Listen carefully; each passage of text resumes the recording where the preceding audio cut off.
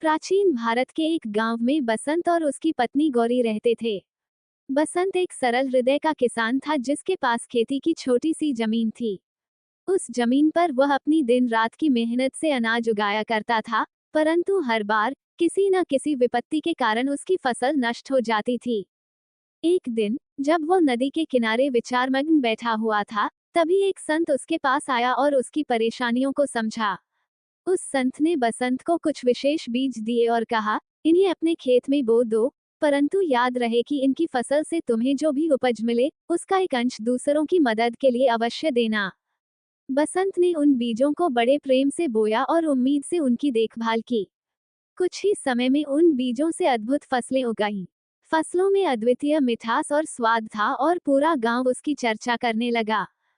बसंत ने संत की बात याद रखी और अपनी उपज का हिस्सा गरीबों और जरूरतमंदों में बांटने लगा। उसके इस काम से न केवल उसकी फसलें और भी बढ़ने लगी बल्कि उसका गांव भी समृद्ध होने लगा। बसंत ने सीखा कि प्रकृति उसे जो देती है, उसका एक भाग वापस प्रकृति को देने में ही असली समृद्धि छुपी होती है।